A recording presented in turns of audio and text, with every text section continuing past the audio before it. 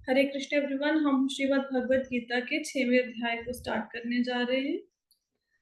हमने पिछले अध्याय में पढ़ा कि भगवान कर्म योग और कर्म संन्यास में भेद को बताते हैं कि कर्म योग और कर्म संन्यास क्या है, इन दोनों में क्या डिफरेंस है।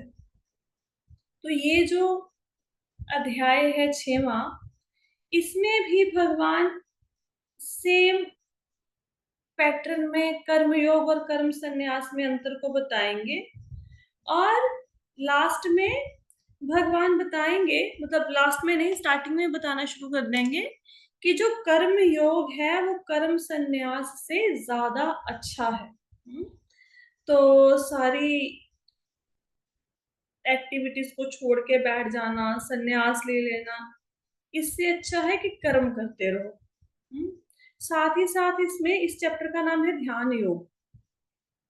साथ ही साथ भगवान इसमें, जैसे हम लोगों ने पहले अष्टांग योग इत्यादि पढ़ा है ना, ध्यान योग, तो ध्यान योग को भी इसमें भगवान डिटेल में एक्सप्लेन करते हैं। तो इसमें टोटल 47 वर्सेस हैं, 47 श्लोका है इस चैप्टर में। तो हम पहले श्लोक से स्टार्ट करने जा रहे हैं। ये मैंने स्लाइड में गलत 5.1 लिख दिया, एक्चुअली दिस इज 6.1। ओके, तो ये श्लोका क्या है। श्री भगवान उवाच अनाश्रितः कर्म फलम कार्यम कर्म करोति यः स सन्यासी च योगी च न निरग्निर चाक्रियः। श्री भगवान ने कहा, जो पुरुष अपने कर्म फल के प्रति अनासक्त है और जो अपने कर्तव्य का पालन करता है, वही असली सन्यासी और योगी है। वह नहीं जो ना तो अग्नि जलाता है और ना ही कर्म करता है। तो भगवान इसमें क्या बता रहे हैं कि सच्चा योगी जो होता है या जो सच्चा सन्यासी होता है वो कौन होता है। सच्चे योगी और सच्चे सन्यासी के बारे में थोड़ा हमारे अंदर इसको सोचने में थोड़ा ऐसा है कि हमें लगता है कि सच्चा योगी वो है जो भगवा कपड़े पहने हो, जिसने जो तिलक लगाया हो, जटाएं धारण करी हो, या फिर बिल्कुल ही बाल ही ना हो। या फिर हमें कोई ऐसा योगी मिल जाएगा या कोई महाराज या कोई स्वामी मिल जाएंगे जो सिर्फ फलाहार करते हैं और कुछ नहीं खाते, तो हम बोलेंगे ये बाबा बड़ा सिद्ध हो, ये बाबा जी बड़े सिद्ध हैं। क्यों? क्योंकि ये तो सिर्फ फल खाते हैं या अनाज नहीं खाते हैं ना। फिर हमें कोई दूसरे बाबा जी मिलेंगे जो सिर्फ दूध पीते हैं और कुछ नहीं खाते पीते, तो हम बोलेंगे ये महान योगी है, देखो सिर्फ दूध पीकर जिंदा है। और हो सकता है कोई ऐसे गुरुजी मिल जाए जो कुछ भी ना खाते हो, हवा खाकर जिंदा रहते हो, तो हम लोग कहेंगे कि इन्हें भगवान मिल गए पक्का, ये तो खाते ही नहीं है ना। या कई बार कोई साधु ऐसे भी होते हैं जो कि वस्त्र नहीं धारण करते, नागा बाबा। नागा बाबा को कहाँ देखने को मिलेंगे? कभी आपने कुंभ का अगर मेला देखा है तो कुंभ के मेले में या अर्ध कुंभी में या कुंभ के मेले में बहुत सारे नागा साधु आपको देखने के लिए मिल जाएंगे। They don't wear anything. तो हमें लगेगा देखो सर्दी गर्मी कितनी धूप इत्यादि ये सहन कर रहे हैं, तो इनको सिद्धि मिल गई होगी, है ना। तो ये सब कुछ जो है, वस्त्र ना पहनना, भोजन कम करना या ना करना, जटाएं धारण कर लेना, ये सन्यासी के लक्षण हैं। ठीक है। जैसे कि अब डॉक्टर है, डॉक्टर का एक उसका पहनावा है कि वो कोट पहनता है व्हाइट कलर का, वकील ब्लैक कलर का कोट पहनता है, तो उसका वो पहनावा है। लेकिन अगर किसी ने व्हाइट कलर का कोट डाला है, और जरूरी नहीं कि वो बहुत अच्छा डॉक्टर भी हो, हम कोट को देख के तो नहीं ना अंदाजा लगा सकते कि इसने व्हाइट कोट पहना है ये डॉक्टर है, बहुत अच्छा डॉक्टर होगा, या इसने ब्लैक कलर का कोट पहना है ये वकील है, बहुत अच्छा वकील होगा। जरूरी नहीं है। ठीक है। पहरावा धारण करने से कुछ नहीं होता, मतलब सन्यास के बाहरी लक्षणों को दर्शाने से कुछ नहीं होता। एक्चुअल में क्या करना होता है, अपने कर्म के फलों को त्याग कर उनको भगवान को समर्पित करना होता है।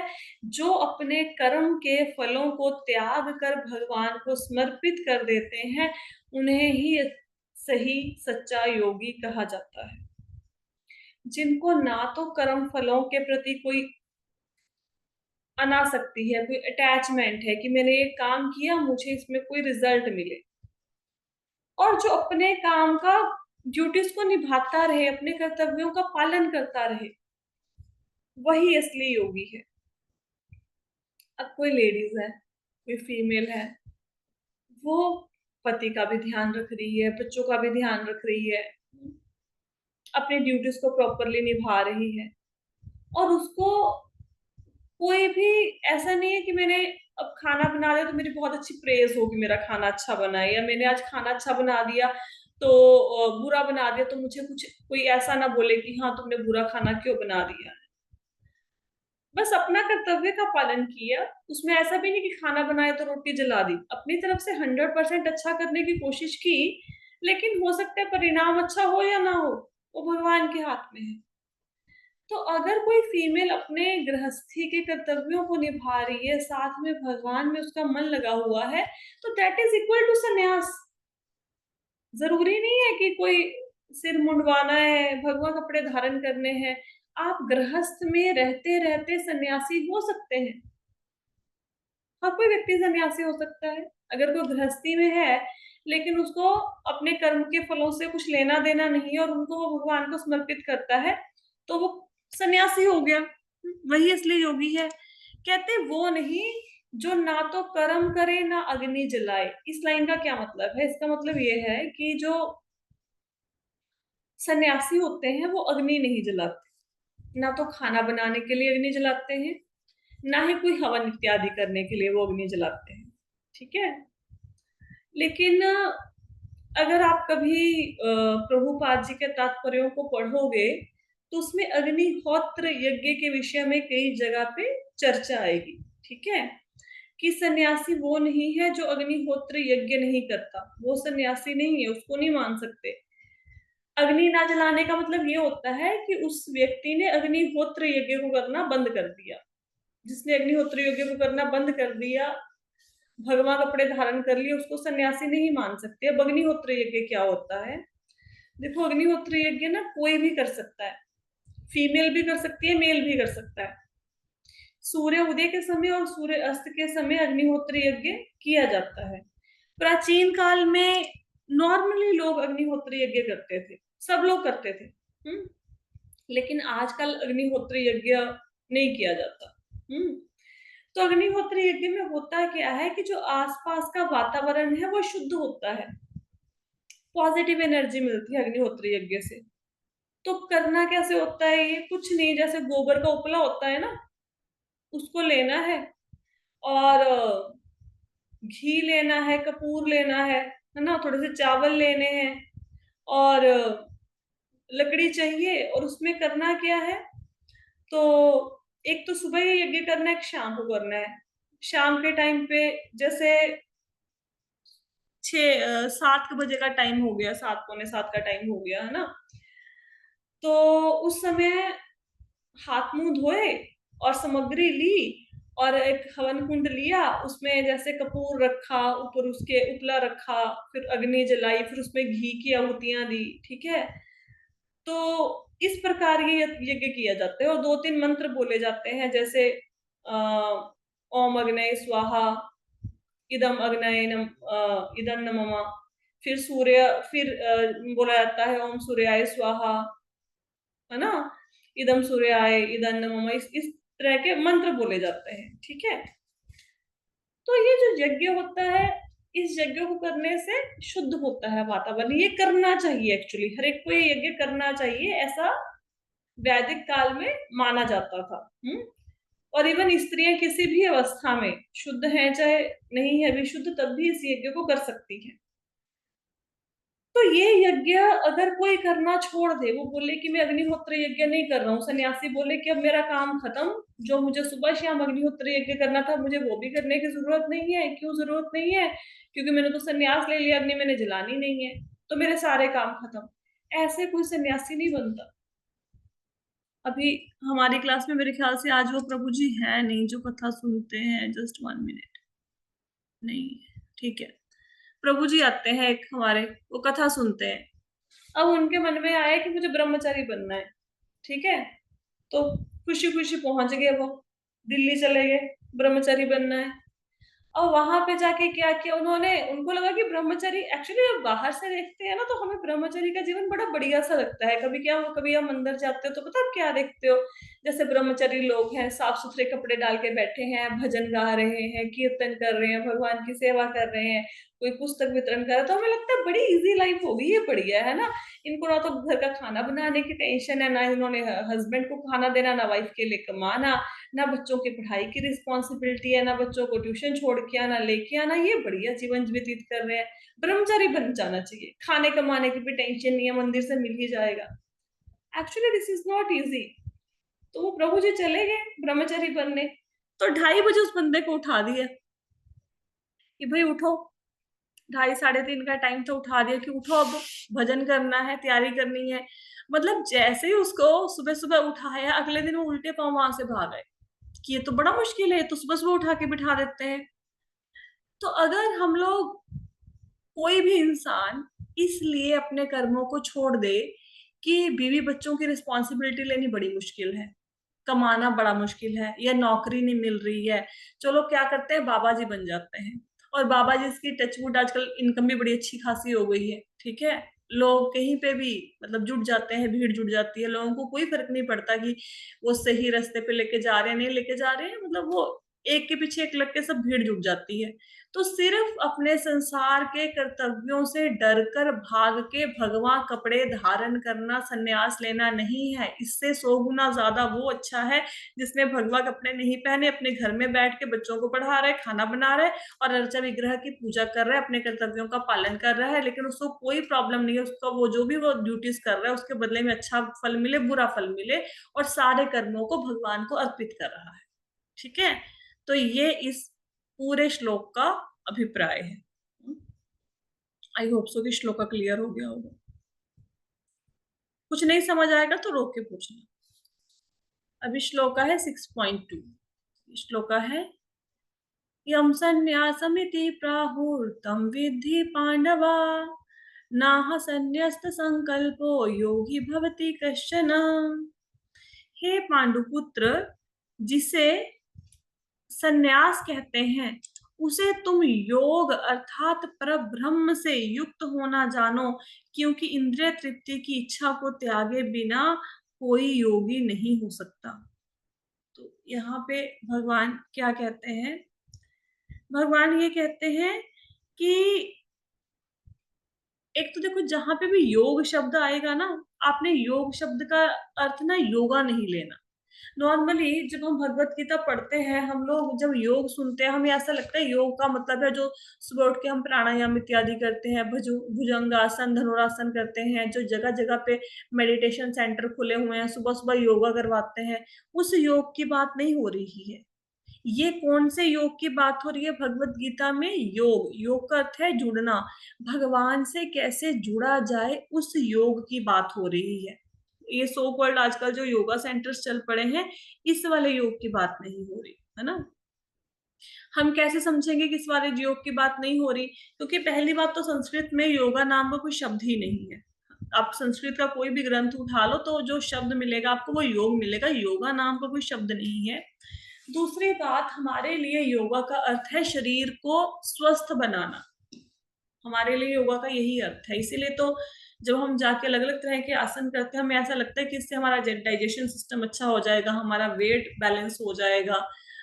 कोई बच्चा करता है कि मेरी हाइट लंबी हो जाएगी या कंसंट्रेशन होनी शुरू हो जाएगी स्टडी में। एक्चुअली जो योग है, योग का उद्देश्य शारीरिक तौर पर किसी को तंदुरुस्त बनाना या सुंदर बनाना नहीं है। अगर योग का उद्देश्य शारीरिक तौर पर किसी को सुंदर बनाना होता तो जो इतने बड़े ऋषि, महान ऋषि जो आपने देखा होगा, विश्वामित्र मुनि हैं, दुर्वासा ऋषि हैं, उन्होंने तपस्या करी, या हिरण्यकश्यप ने तपस्या करी, या वाल्मीकि जी का ध्यान लगा, है ना, उन्होंने तपस्या की, उनके तो शरीर को चींटियों ने खा लिया, शरीर तो उनका नष्ट हो गया पूरा। तो अगर सुंदर बनने के लिए उन्होंने योगा किया होता तो फिर सुंदर तो बने नहीं, बल्कि जितनी सी मतलब हड्डियों का पूरा ढांचा रह गया, मांस खत्म हो गया सारा, और सारा मांस खा गई चींटियां, सिर्फ कंकाल रह गया। तो इसका मतलब क्या है कि सुंदर होने के लिए तो उन्होंने यज्ञ किया नहीं था, योगा नहीं किया था। ठीक है, हम लोग क्यों योगा करते हैं? हम लोग करते हैं योगा शरीर को सुंदर बनाने के लिए। भगवत गीता में योग मतलब भगवान से जुड़ना। वो किसी भी माध्यम से जुड़ो, भक्ति से के माध्यम से जुड़ोगे तो उसको बोलेंगे भक्ति योग, कर्मों के माध्यम से बोले जुड़ेंगे तो कर्म योग, ज्ञान के माध्यम से जुड़ेंगे तो वो ज्ञान योग हो गया। किसी भी प्रकार भगवान से जुड़ो। जैसे कई बार आपने देखा होगा, आप किसी को बोलते हो माला कर ले, वो माला नहीं करता आपके कहने पे, लेकिन अगर आप उस व्यक्ति को बोलोगे कि ये मंदिर में थोड़ा सा ना लंगर की सेवा है, आप थोड़ी सी चपाती दे दोगे भक्तों को, तो पकड़ा देगा चपाती, प्रसादम बांट देगा। ठीक है, लंगर का वितरण कर देगा प्रसादम का। तो सेवा कर रहा है ना, तो किसके लिए कर्म हो गया? भगवान के लिए। वो भगवान खुश होंगे ना, भक्तों को प्रसाद बांट रहा है, तो अपने कर्म के माध्यम से भगवान से जुड़ गया। कोई व्यक्ति भगवत गीता भागवतम पढ़ता है, उसको ज्ञान होता है, तो वो ज्ञान के माध्यम से भगवान से जुड़ गया। कोई व्यक्ति अर्चा विग्रह की पूजा करता है, तो भक्ति के माध्यम से भगवान से जुड़ गया। तो जुड़ना है, किसी भी तरीके से भगवान से जुड़ो, दैट इज योग। तो भगवान क्या कहते हैं कि जिसको सन्यास कहते हैं वो योग से अलग नहीं है। योग और सन्यास एक दूसरे से अलग नहीं है, लेकिन अगर किसी व्यक्ति के मन में संसार के भोगों को भोगने की इच्छा है तो वो सन्यासी नहीं बन सकता। बहुत सारे ऐसे लोग हैं, बाबा बन के चले जाएंगे हरिद्वार, वहां पे कोई लड़की पसंद आ गई, वहां पे शादी करा ली, फिर वहां गृहस्थी में फंस गए। और ये बहुत कॉमन होता है, बहुत कॉमन। तो योगा का अर्थ है, मतलब सॉरी, संन्यास का अर्थ है कि अपनी जो इंद्रिय तृप्ति की कामनाएं हैं उनको खत्म करना। अगर किसी के अंदर इंद्रिय तृप्ति की भावना है, वो भोगों को भोगना चाहता है, तो अगर वो व्यक्ति संन्यास ले भी लेगा तो फिर वो उसे स्थिति से गिर जाएगा। संन्यास ले तो लेगा, लेकिन बहुत ज्यादा देर तक सन्यासी बन के रह नहीं पाएगा, उसका पतन हो जाएगा। तो सन्यासी के लिए बहुत ज्यादा जरूरी है कि वो इंद्रिय तृप्ति की इच्छाओं को त्यागे, भोगों को भोगने की इच्छाओं को त्यागे। फिर वो पहले तो इंसान को चाहिए भोगों को भोगने की प्रवृत्ति को खत्म करे, फिर योगी बने, फिर सन्यासी बने। तो ऐसे स्टेप्स हैं। लेकिन सीधे सीधे मन में है अच्छा खाऊं अच्छा पहनूं, लेकिन दिखावे तो के तौर पे, क्योंकि नौकरी करना बिजनेस करना मुश्किल लग रहा है, चलो बाबा बन जाओ। अब क्या करेगा? बाबा बन के लोगों को लूटेगा, उनके धन के सिर पे वो अच्छा खाएगा अच्छा पहनेगा। और ऐसे अपने बहुत सारे एग्जाम्पल दुनिया में देखे भी होंगे। तो संन्यास के लिए प्राथमिक आवश्यकता क्या है कि आपको इंद्रिय तृप्ति को कंट्रोल करना पड़ेगा। जैसे अभी कार्तिक मंथ चल रहा है, अभी कार्तिक मंथ में हमें ना हमेशा छोटा छोटा संन्यास ले सकते हैं। छोटा छोटा संन्यास का मतलब क्या होता है? छोटे छोटे संन्यास का मतलब 2-2 घंटे का संन्यास ले सकते हैं। 2-2 घंटे का संन्यास का, जैसे अभी बहुत एक छोटी सी एग्जाम्पल है, आपने देखा होगा हम लोगों को कुछ ना कुछ खाने की आदत होती है सारा दिन। किसी को है ऐसा कि कभी कुछ भी मुंह में डाला, थोड़ी थोड़ी देर के बाद बिस्किट भुजिया कुछ ऐसे डालते रहे? ऐसा कोई है यहाँ पे? कोई नहीं है, सब सन्यासी है यहाँ पे, कोई हाँ नहीं। हाँ जी माता जी, डालते हैं। ये सारे सिद्ध बाबा बैठे हुए हैं यहाँ हाँ पे। हाँ जी माता जी। हाँ मैम, हम नहीं, लोग बिस्कुट से ही करता है। बिस्कुट बीच भुजिया बीच में वगैरह किचन में जाते वक्त। खाते हो ना? हाँ, ठीक है। हाँ जी। अच्छा, नारियल, हाँ, तो जब चीनी, कुछ भी मुंह में डाल देता हूँ। है ना। अब क्या है? चाइनीज। हाँ, अब होता क्या है, मुझे लगा मैं ही अकेली ऐसे, बाकी सारे बाबा जी लोग हैं, चलो ठीक है सब है ऐसे। तो होता क्या है, हमारे घर में ऐसे डिब्बों में भर के कुछ कुछ रखा होता है, जिसको हम कहते हैं कि हम मेहमानों के लिए लेके आए हैं, ये कहने के लिए होता है। अब हम क्या करेंगे? कुछ नहीं, हम बैठे हैं और बैठे बैठे हम कोई काम कर रहे हैं, सडनली हमें भूख लग जाएगी और हम उठा के 2 बिस्किट मुंह में धर लेंगे। ठीक है, फिर थोड़ी देर बाद हमें भूख लगेगी, हमें पता लगेगा अच्छा किसी के घर से डिब्बा आया था, वो मिठाई का डिब्बा पड़ा है फ्रिज में, खोलेंगे लड्डू खा लिया, है ना जी। फिर देखा वहां पे कुछ पड़ा है, मतलब कुछ भी एनीथिंग आपको नजर आ गया, वो उठा के मुंह में रख लिया। कोई फर्क नहीं पड़ता कि भूख लगी है भूख नहीं लगी, ठीक है। और आपका शरीर के लिए वो वस्तु अच्छी है नहीं अच्छी कोई मतलब ही नहीं है, बस खाना है। बस जैसे कोई चीज देखी उसको मुंह में डालना है, ठीक है।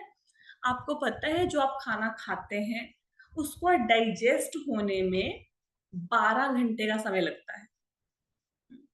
कितनी देर का? 12 घंटे का। अब आप एक बात सोचो, हमने सुबह सुबह खाना खा लिया, ठीक है। अब वो खाना खाए भी 2 घंटे भी नहीं बीते होंगे कि हमने उठा के कोई मट्ठी, कोई मटर, कोई भुजिया, कोई कुछ भी ऐसे मुंह में डाल लिया, ठीक है। अब आप ये सोचो कि सुबह के मेरे परोठे डाइजेस्ट नहीं हुए, सुबह का मेरा इडली डोसा जो भी मैंने ब्रेकफास्ट में खाया वो मेरा डाइजेस्ट नहीं हुआ, और मैंने उठा के क्या ले लिया, मैंने एक और भोजन ले लिया, कुछ भी थोड़ा सा खा लिया। वो अभी सुबह का भोजन डाइजेस्ट नहीं हुआ, जो आपने एक्स्ट्रा खाया वो डाइजेस्ट नहीं हुआ। इतनी देर में क्या हुई कि दोपहर हुई और मैं फिर से खाना खा लिया, ठीक है।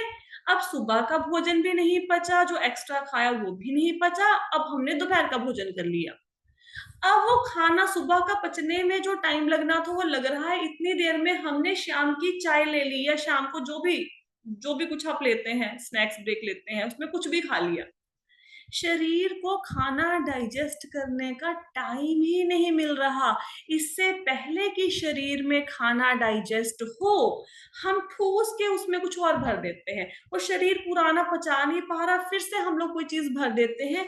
इससे क्या होता है, सबसे पहले तो इससे ओबेसिटी हो जाएगी, मोटापा हो जाएगा, ठीक है।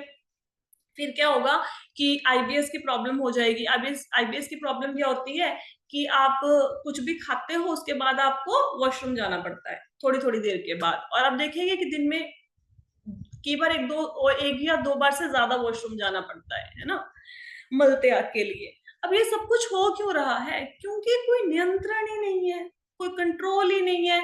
बस खाने की चीज दिखे सही, जीभ ऐसा आप पीछे भागते हो उसके कि खा लो। अब कार्तिक का मंथ चल रहा है, कम से कम इतना तो प्रण लो कि भाई, ऐसा कभी कभी ना थोड़ा थोड़ा संन्यास लेके देखा करो। यार पूरी तरह से सन्यासी तो नहीं बन पाएंगे, कुछ कुछ तो किसी किसी चीज को तो त्याग के देखो जीवन में।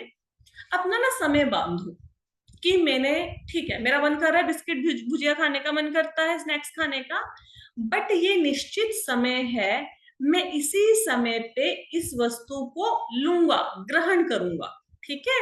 इसके सिवाय चाहे ये वस्तु मेरे सामने पड़ी रहे, मैं नहीं खाऊंगा। आप अगर ये भोजन का अपना टाइम निश्चित कर लेना, आप देखेंगे कि आपके पेट संबंधी बहुत सारी बीमारियां अपने आप ठीक हो जाएंगी। और जैसे ही अपने खान पीन पर आपने कंट्रोल किया, आपका भजन में मन लगने लगेगा, आपको नींद कम आनी शुरू हो जाएगी। मतलब नींद का कम ऐसा नहीं कि आपकी 6 घंटे की नींद कम हो जाएगी, आपको रात को नींद आनी बंद हो जाएगी, ऐसा नहीं होगा। आपकी नींद ना थोड़ी जैसे सिस्टमेटिक वे में आनी चाहिए थी वैसे ही आएगी। अदरवाइज क्या होता है, रात के भोजन में ठूस ठूस के 2 चपाती, 3 चपाती, 4 चपाती, फिर सुबह कैसे जल्दी उठा जाएगा? क्योंकि शरीर को आलसी करता है ना, इतना ज्यादा हम खाएंगे भोजन, इतना ज्यादा अन्न ग्रहण कर लेंगे तो थोड़ा सा कहीं पे तो कंट्रोल लेके आओ ना, किसी चीज में तो कंट्रोल लेके आओ। और कंट्रोल तब होगा जब कंट्रोल करने की कोशिश करेंगे। पहली बात तो ना, अच्छा आप एक बात बताओ, इतने सारे लोग क्लास लगा रहे हो, क्या किसी के माइंड में ये चिंतन आया कि हम अननेसेसरी पूरा दिन खाते हैं? क्या आज से पहले कभी ने किसी ने इस बात को सोचा? सोचा किसी ने पहले ऐसे? नहीं नहीं, कभी नहीं सोचा। जो हाथ में आ सोचा है जाता माता है जी, कर लो। पता है सबको। ये तो सबको पता है कि ये बीच बीच में ये खाई जाना, कभी कुछ कभी कुछ कभी कुछ, ये खाना ठीक तो है नहीं अपने लिए। टाइम टू टाइम ही लेना चाहिए बंदे को भोजन। प्रॉब्लम ये हम लेते नहीं है ना। तो उसके लिए क्या करना चाहिए हमें? मतलब मोस्टली मैंने देखा है वर्किंग बंदों की तो बहुत ज्यादा बड़ी प्रॉब्लम है। जैसे when I was in bank, तो कोई भी कस्टमर आ गया, अब कस्टमर आ गया, अब उसको चाय पिलानी है, उसको चाय पिलानी है, उसको केले को पिला नहीं सकते, साथ में आपने कप रखना है। साथ सुबह से लेकर शाम तक आपके पास 50 लोग मिलने के लिए आ गए। अब क्या हो गया कि आपके 10 कप चाय के हो गए सुबह से शाम तक। अब कैफीन तो अंदर जा रहा है ना। तो थोड़ा सा अपने आप को नियमित करने का प्रयत्न करना चाहिए। कंट्रोल करना सबसे पहले, अगर आपने किसी चीज को कंट्रोल करना है, क्रोध को भी कंट्रोल ना करो, आप मन को भी कंट्रोल ना करो, कुछ ना कंट्रोल करो, सबसे पहले ना जुबान को कंट्रोल करो, जीभ के ऊपर काम करो। जब जीभ के ऊपर काम करोगे ना, सारी इंद्रियां अपने आप कंट्रोल हो जाएंगी, क्योंकि ये सारी की सारी प्रॉब्लम ये जीभ की है। देखो, जीभ को अगर भगवान के चिंतन में लगाओ कि भगवान के नाम को जपना है तुम्हें, ठीक है, और जीभ से आप बोलो कि तुझे खाना मिलेगा, पर टाइम है, उसी टाइम पे खाना मिलेगा, ऐसे नहीं कि यदा कदा मैं तुम्हें कुछ भी खाने को देती रहूंगी या देता रहूंगा, ठीक है, इसको कंट्रोल कर लिया। फिर हमने जीभ को बोला कि भगवान का प्रसाद ही मिलेगा और कुछ नहीं दूंगे तुम्हें खाने के लिए। जब ये 3 चीजें कर लोगे, आपकी सारी सारी चीजें कंट्रोल हो जाएंगी, बाय डिफॉल्ट कंट्रोल हो जाएंगी। इतनी चीज करके देखो।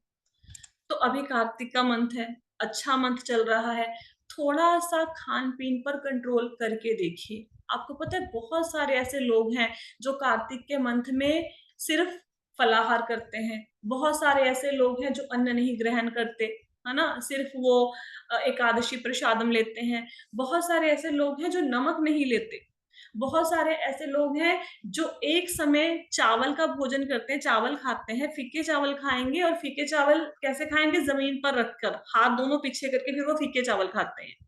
बहुत सारे लोग सिर्फ एक समय भोजन करेंगे। तो आपको, मैं ये नहीं कहती कि आप सब इन मतलब नियमों का पालन करो, ऐसा कुछ मत करो, सिर्फ एक प्रण लेके देखो कि जीभ के लिए समय निश्चित कर दो कि इतने बजे तुझे ब्रेकफास्ट मिलेगा, इतने बजे आपको लंच मिलेगा, इतने बजे आपको डिनर मिलेगा।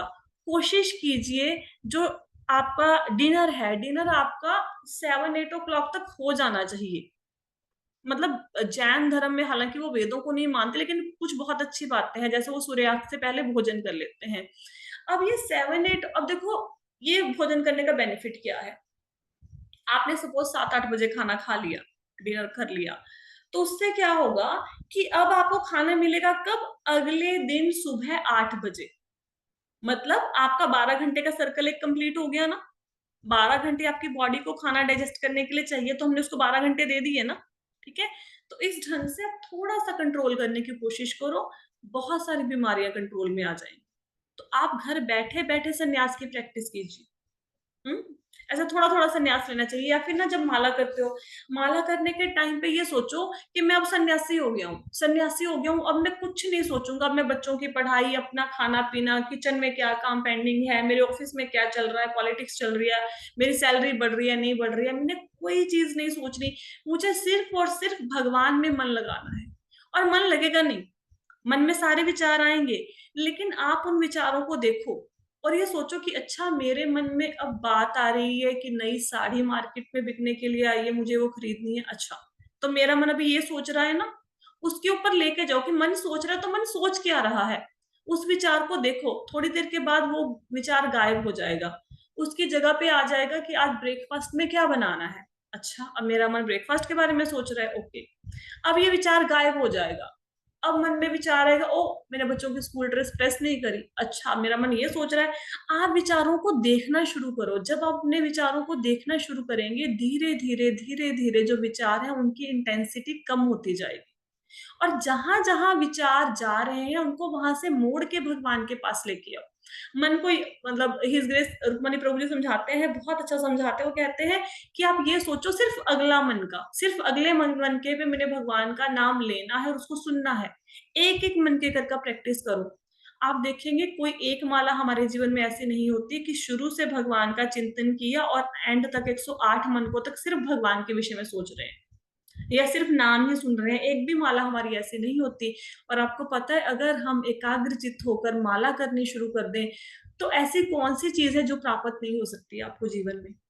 जब 1.5 घंटा लगाना ही है, जब माला करनी ही है, जब नियम ले ही लिया कि 16 माला करनी है, चलो 16 नहीं करते, जो भी आप करते हो, 1 2 3 4 5 जो भी करते हो, जब मन में सोच ही लिया कि माला करनी है, तो उस समय को क्यों ना सिर्फ और सिर्फ भगवान के लिए यूटिलाइज किया जाए।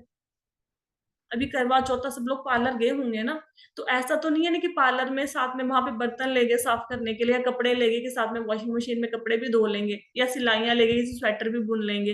तो पार्लर मतलब पार्लर में थे, हमने पार्लर वाले को बोला कि सिर्फ हमारे ऊपर कॉन्सेंट्रेट कर, नाउ इट्स माई टाइम, मैं तुम्हें पैसे दे रही हूँ ना, मेरे ऊपर कॉन्सेंट्रेट कर।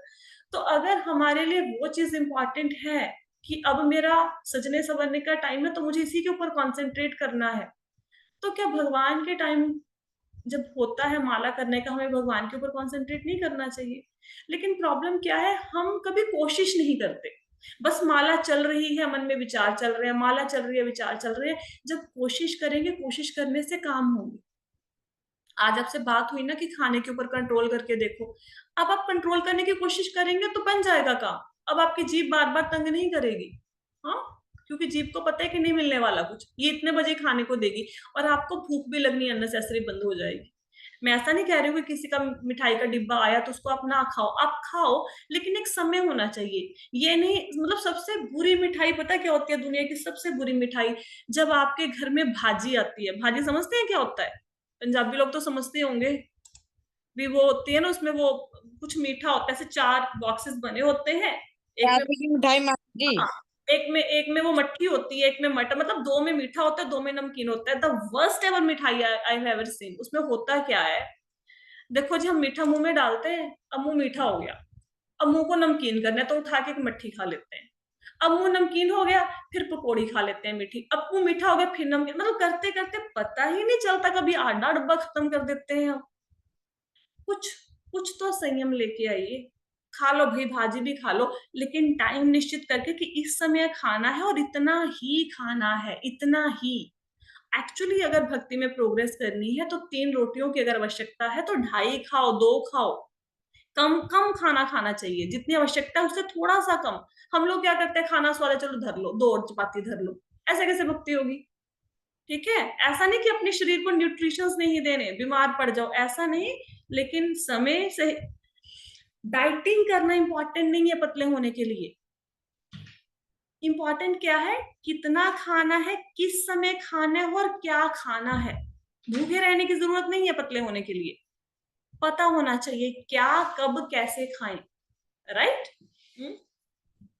चलो, ये तो हो गया बहुत सारी बातें संन्यास के ऊपर। नेक्स्ट श्लोका पे चलते हैं, 6.3। आई होप सो कोई प्रैक्टिस करेगा इसे, कुछ करोगे, ट्राई करोगे करने का? यस यस, मैं ट्राई करेगा। बिल्कुल माता जी, जरूर करेंगे। 2 अच्छे बच्चे हैं क्लास के, ठीक है। चलो, बाकियों का मैं सोच रही हूँ कि इन्होंने सबकी तरफ से बोले, रिप्रेजेंट कर रहे हैं क्लास को, तो आई होप सो कि सब लोग करें, ठीक है। 6.3 श्लोका पे चलते हैं। आरुरोक्षर्मुने योगम कर्म कारण मुच्यते, योगारूढ़स्य तस्यैव शमः कारण मुच्यते।